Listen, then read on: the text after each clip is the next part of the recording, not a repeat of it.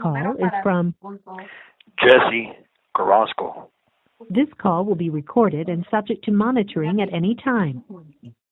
To accept this call, press 5. To Gracias, block this call and all Igualmente, future calls, press 7. gracias. To reject this call, hang up now. Hey, You may begin speaking now. what's up, Jesse? How you doing? What's up? What's going on, Junior? How you doing? I'm fine, and you? Right here. Just another day here, man. Going over my case and stuff like that. That's it. Where are you Enjoying the incarcerated? Saturday. I'm in MDC Brooklyn right now. Here in New York. Okay. So I was gonna ask you something else. I heard you in there with P Diddy, with Sean. What is it? Sean Combs, his name? yeah. He's here in the same unit with me. Um, Sister. it's a high profile unit. So we got Sean Combs here. There's been other people and other important people that have been here too as well. Sam Bankman was here with me too. Also, uh, they keep they've had numerous people here.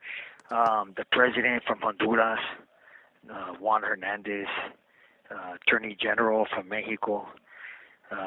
That's it, man. But Sean's here. Petit's here. He's a calm guy.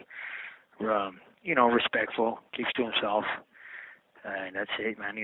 So there's about 19 or 20 of us here in the unit. That's really it. What else is going on? Also, Jesse, uh, so you were convicted of 30 years for search warrants that weren't issued and were not existing. Is that true?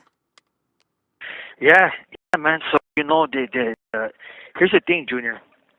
There's 3 search warrants involved in my case. Okay. Now it's very crucial, and the search warrants are constitutional. So normally search warrants are usually to be reviewed, um, prior to a trial, prior even to a grand jury, and they're to be evaluated.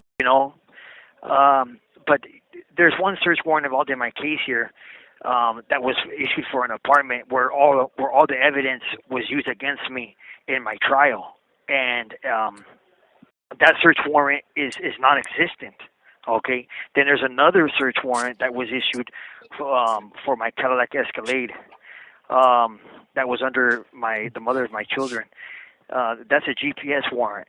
And the judge of that warrant was William Powell. The one for the apartment where all the evidence was found and the evidence used in my trial that was obtained, that was from a judge named Lisa Rogan. Now, No. a third search warrant was issued 14 months after my arrest by Deborah Harris. Now, the Lisa Rogan and Deborah Harris, those judges, they're both from Victorville, California. Now, there's a lot of issues here, very problematic. Now, the first search warrant, the Lisa Rogan warrant for the apartment, there's just an application from the deputy. The deputy's name is Andrew Pollock from the San Bernardino Sheriff's Department. I believe he's with the Special Enforcement Division, SWAT team from that department.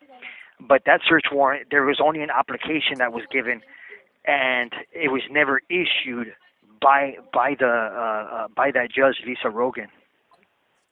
Okay, and question before we sidetrack: is it true that every search warrant has to issue a warrant ID number? Yeah, that's essential actually to issuing a search warrant. So when a deputy he authors up an application of a search warrant, which will actually have the affidavit or the probable cause to it, and and then he'll take that to the judge, to the magistrate judge, and the magistrate judge will review the search warrant, and if she finds or he finds probable cause within the search warrant, and keep in mind the Constitution, it states there that under the Fourth Amendment that the search warrant has to particularly describe the things that are to be seized, and that word particularly is very important because the kids can't go into an apartment and ransack a property. They have to specifically state there what they're seizing, what they're looking for, and how they got the probable cause. But now, when the judge issues that search warrant, she'll sign it with a wet signature with a pen. So Okay, that's the application that she signs. Now, once she signs that, then she'll sign electronically filed the original search warrant. Now, when the original search warrant is issued for that application that the deputy brings, that that warrant there, electronically filed under California Penal Code 1529, it issues a warrant ID number to the to the original search warrant. Now that's important because that warrant ID number is actually brought down from the court deputy clerk down to the court clerk's office. The application that's signed with a wet signature from the judge, the deputy is responsible for bringing that down and then getting a warrant stamp number. so so what you're saying is no search warrant can be issued without a warrant ID number. Exactly. That's exactly what I'm saying. So the Lisa Rogan search warrant for the apartment that was located in Anaheim, California, and then also the search warrant for the Cadillac Escalade that was Okay. issued by William Powell. There's no way that a search warrant can be issued unless it has a warrant ID number, and that's according to California law. You could look that up on California Penal Code 1529 under Chapter 3 search warrants of California Penal Codes. So so Jesse, what's the difference between the warrant number stamp and the warrant ID number? Okay, well, the warrant number stamp is issued by the clerk's office. So when the deputy goes in and he gets the application signed with a wet signature from the judge, the application now that there's a difference between the application and the original search warrant. Okay, the original signed electronically filed, and then the application is signed with a wet signature. So the deputy will take the application, and once This call is from a federal prison. once he gets it signed by the judge, then he'll bring that down straight to the court clerk's office, and then they'll give it a warrant number stamp. And the first two numbers of that warrant number will usually give the year of the warrant when it was issued. That warrant number stamp doesn't mean anything. It's not relevant. It's not essential. Now the warrant ID number, that's essential to actually getting a warrant or even the warrant being issued. And so there's a big difference there. Now, in my case, the Lisa Rogan warrant and the William Powell warrant, they don't have those. They don't exist. So so who files the original search warrant with the warrant ID number with the clerk of the court? That would be the court, okay, not the officer. Okay, so the original warrant is electronically filed. Now, now let me. I got something here that I wanted to read. Now, What do you now have according on? now according to the California law, the Penal Code 1529 once again. Okay, now that law was amended by the state. I mean, in 2005. Okay, Chapter 181, AB 182. It went into effect on January 1st, 2006. So that warrant there, that's the original warrant. That's the form of the warrant. That's the where the warrant ID number is issued to that form of the warrant. So that's brought down by the court. Okay, how many search warrants were involved in your case? There was about three of them. Okay. Now, now the third warrant that was issued 14 months after my arrest was by a judge named Deborah Harris. Okay. Now that warrant. One second. I apologize, man. That warrant was issued by Deborah Harris on June 11, 2020. Okay. Now you can call any superior courthouse anywhere in the state of California, and you can give them that warrant ID number. It's actually 0000 38580. Got it. And they have a website called electronically. It's an electronic website, okay, that's linked to the search warrants. And so when they put that warrant ID number, any court in California can see that there's a search warrant that was issued, and they can tell you what courthouse filed it and what was the judge's name and what day and when it was filed and all that. The problem with that search warrant, Junior, is that it was requested telephonically, okay? And to this day, I've never received the affidavit or probable cause for that warrant. So basically, what these cops did from San Bernardino, uh, Deputy Nicasio, That was my next Eric, question. What Eric, was the name of the yeah, deputies who were involved in your arrest, and who did they work for? Is it true that they were cross-sworn with the U.S. Marshals? yeah. These cops were cross sworn with the United States Marshals, and so there's a number of them. Lieutenant Joshua Smith, which today is no longer with that department, and it's for unknown reasons. Is it true They that have it they're? has not been disclosed to me. Is The it other true that? detective is Is it true go that ahead. they're being investigated by Internal Affairs? Maybe that's one of the reasons.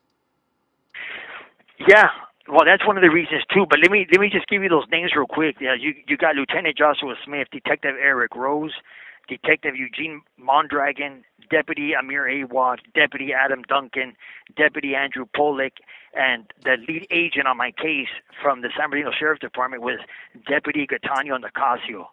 Now that cop right there is the most corrupted one right there, because there's money missing. All the recordings in my case, the shootings that they shot when they shot me, they didn't book the evidence. They didn't book no evidence out into the evidence property room. But uh, these cops were also cross sworn with the United States Marshals as well. So Deputy Andrew Polik, though, he's the one that's responsible for the search warrants, except for the GPS warrant for the Cadillac Escalade. That would be Gaetano Nicasio. Got it. So like I was saying, Junior, the Deborah Harris warrant that was issued and June 11th of 2020. I haven't received the affidavit of probable cause to that warrant. Now, if they were to disclose the telephonic recording and the transcribe to that warrant, because under California Penal Code 1526, the law demands that a telephonic search warrant be recorded and transcribed. To this day, I have never been given that recording or that transcribe, Junior. So we don't even know who that warrant's for. That could be for some guy in Rancho Cucamonga, San Bernardino, and I remember I was arrested in Anaheim.